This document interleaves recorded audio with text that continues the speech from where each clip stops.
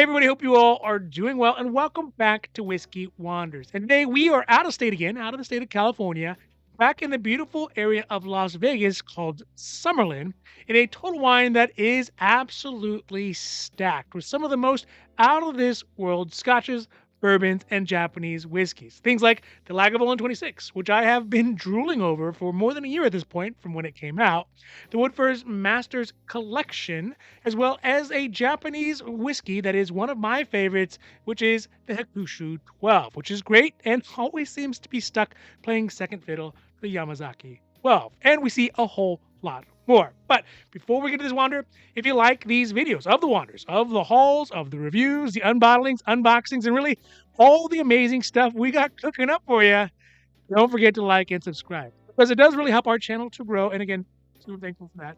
But also, you get notifications when our newest videos come out on Sundays and like this one, sometimes in between. For now, let's get down to the video.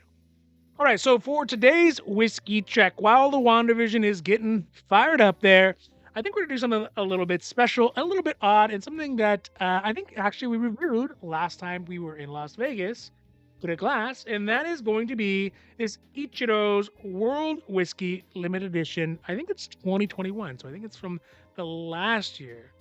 We have not yet dumped into this year's one, but they always make very interesting whiskeys that are for a pretty complex palate. Not a palate that I have to be able to distinguish, but hopefully one day I'll get there. So let's see if we can get a pop on this one. You know what? Let's turn it over here. See if we can get a pop. Nah, not the best. And get a little bit of juice for myself. And to whiskey, because honestly, let's face it, you can never drink too much of it. You can only just drink it too fast. Cheers. Ooh, that is good. Complex. Now, like I said in the intro here, this Total Wine seems to be one of the better stock Total Wines pretty much that I've ever seen, at least on the West Coast. If you are looking for rare, if you are looking for very expensive whiskey, this is one I would recommend. Now, it is, of course, going to be a little bit out of the way from the strip if you are in Las Vegas. But again, that being said, I really found one of the whiskeys that I have been lusting after since it came out about 2 years ago in the Diageo set, which is this Lagavulin 26. Because we did find the Lagavulin from that same year, I think, and then in the second year, this one, which I believe we have done a review on.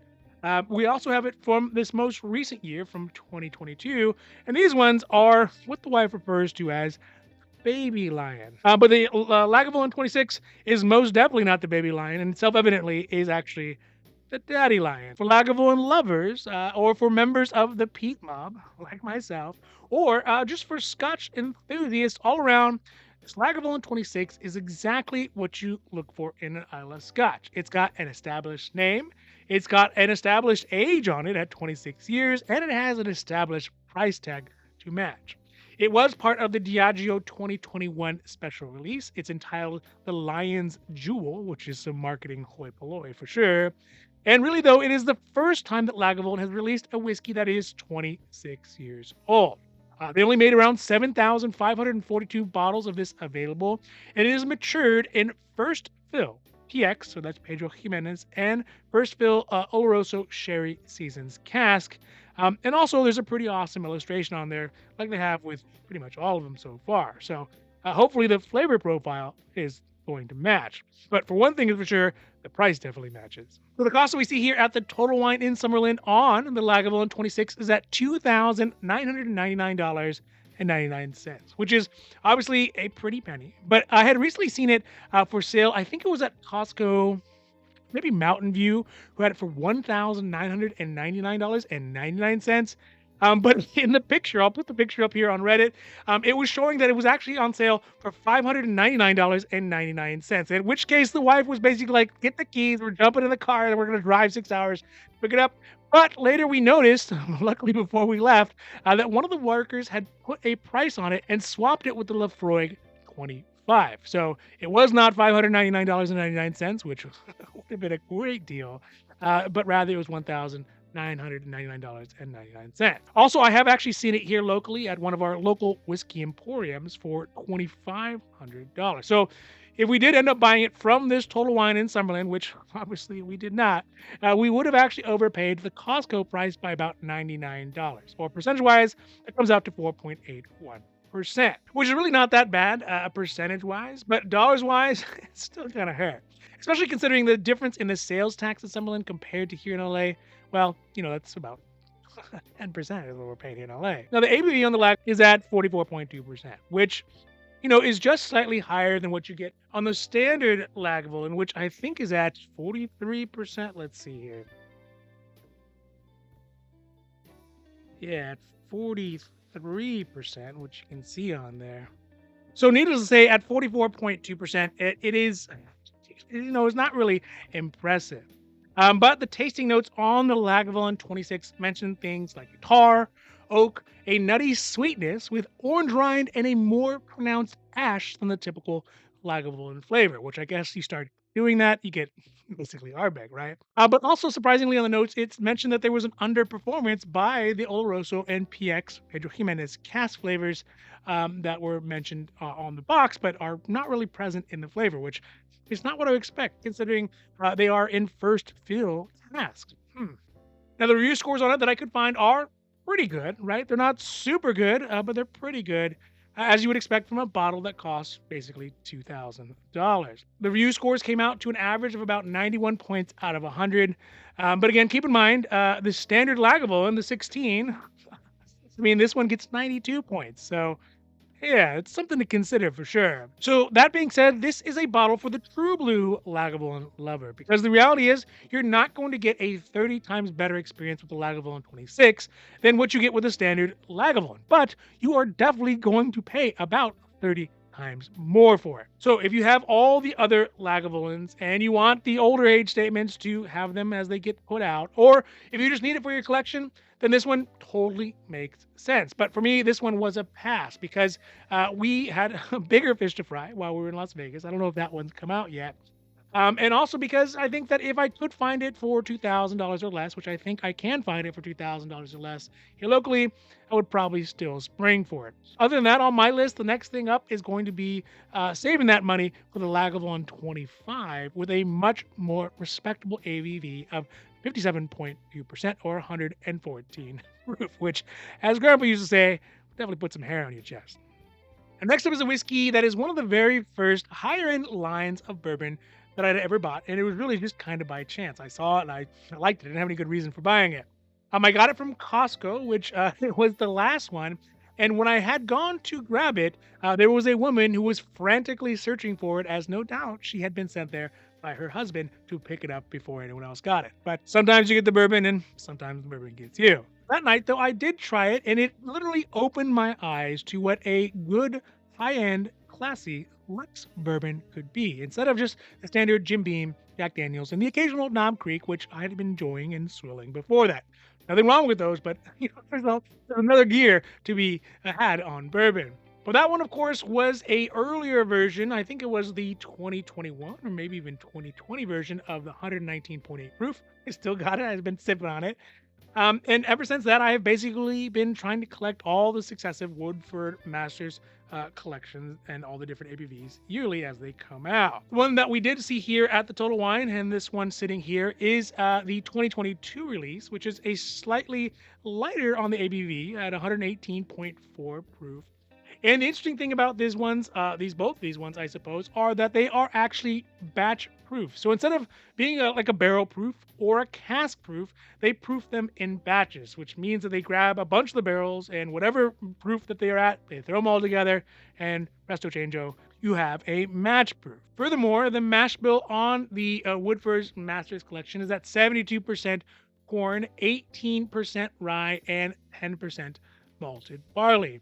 Also, although there is no age statement on the product, it is at least likely to be aged 4 years or more.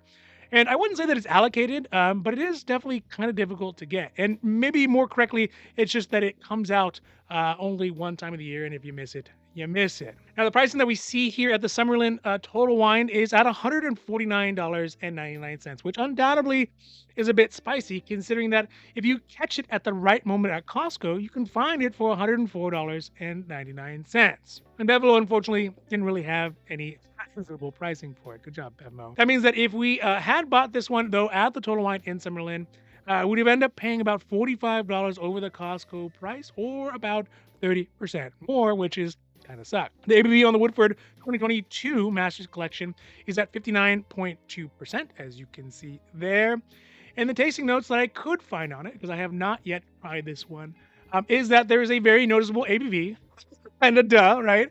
And also, there is a thick table syrup-like viscosity to it, and flavors of espresso, sweet citrus, leather, dark chocolate, char, and dry oak on the palate, which is a little bit surprising to me, especially considering how much of a cherry bomb this 119 was, or is, previously. So the overall score points I could find on the 2022 version was at 87 points out of 100, which seems pretty fair. And this one is, at least at the Total Wine Summerlin, was a pass because, one, it's a little bit overpriced, and obviously it doesn't get all the praise that its older siblings got. But also, I already had this one back home, so we didn't decide to pick it up because we're going to save for the next one. So that is the Woodford 2022 Master Collection. All right, so last up is a whiskey that is truly a workhorse here in the Whiskey Wonder household, which is going to be this Hakushu 12. And I've talked about this one a couple times, and it shows up on a lot of our wanders, maybe because I just noticed it because I do like it so much.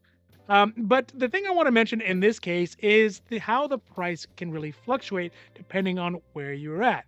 What you can find it for at Total Wine in Las Vegas and Summerlin is different than what you could find it at Costco, and is different from what you could find it at Total Wine here in California. And it's kind of sort of a big difference. So I was real kind of surprised to see that. So first off, for those of you who don't know, the Hakushu 12 is one of the 4 whiskeys in the Suntory tetrarchy of whiskeys. That include the most sought after Yamazaki 12, yeah, sure, and it is good. There's no doubt about it. The Yamazaki 12, but also the very prolific Hibiki, which we have right here. This is the normal standard Hibiki Harmony. And the Travel Cheetah, which is we have not yet had. And lastly, the most lovely, at least in my opinion, which is the Hakushu 12. Now, the Hakushu 12 is distilled as one would think at the Hakushu distillery in Japan, that apparently was built in a bird sanctuary under the shadow of Mount, oh man, are you kidding me? Mount Heiko Magata Taki. Huh? Hakushu is notably different from the Yamazaki 12 its can because it is a bit more peaty and a bit more musky and a bit more like brooding is how I would describe it. And it's basically just like a peated Isla Scotch that you could find, but with a very heavy Japanese accent. Now to the point of cost. So here at the Total Wine in Summerlin, we can see that the price is actually at $144.99, which is actually the highest out of the 3 prices that I've seen recently, because this one at Costco was $99.99. Or even if we look at the Total Wine in California, the cost we can see here is at $124.99, which I saw right before we left, which is a pretty big difference. I mean, if we look at it either dollar-wise or percentage-wise. So if we would have bought this one at the Total Wine in Summerlin, then I would have paid about $45 over the Hakushu 12 that we had gotten this one at Costco in California, which ultimately comes out to 31.04%. The ABV on this Hakushu 12, well, I mean, frankly, it's never really been impressive, as you can see there. It's at a measly 43%. But the tasting notes on it are actually pretty good. And in fact, from my own notes, I don't think we've done a review on it yet, but I've reviewed it enough. But things that are noticeable to it is that there's a very noticeable smoke, at least within context of Japanese whiskey. And it's also kind of unusual. The flavor is very savory with some fruitiness mixed in there. Things like maybe like a baked grapefruit. There's heavy flavors of dates, vanilla, maltiness, and a dusting of garden herbs, which I always find really surprising. The review scores on it, averaged out, including mine that I threw in there, is going to be at 88 points out of 100. And that means that for this one is usually going to be a buy for me, and often it is a buy for me if I can see it at Costco at $99.99, which it has not changed for multiple years at this point. But at the $144.99, I mean, at the Total Wine in Summerlin, it's a little bit too high for my taste for the Hakushu. So in this specific instance, with that specific price, it was a pass. All right, so that's it for today's Whiskey Wander at the Total Wine in Summerlin, Nevada. And really, honestly, it's one of the best Total Wines I've ever been to. I mean, if you look at the video, you can see there are tons of amazing whiskeys that we didn't cover that are floating around in there. Pretty amazing. That one and the South Strip ones are just stacked with amazing scotches, whiskeys, and bourbons. So if you enjoyed this video, in fact, if you like all of our videos, whether it's the wanders or the hauls or the reviews or the unbottlings, unboxings, and pretty much all the cool stuff we got cooking up for you. We got lots. Don't forget to like and subscribe because it does help our channel to grow. And again, thank you very much. But also, it's good for your whiskey mojo, and you get notifications when our newest videos come out on Sundays, sometimes in between. Now, before we go, just remember, if you do find a whiskey that you love, just buy it. Because if you don't, somebody else surely will. In this case, not even be me. All right, everybody, have a great rest of your week. I'm out, and adios.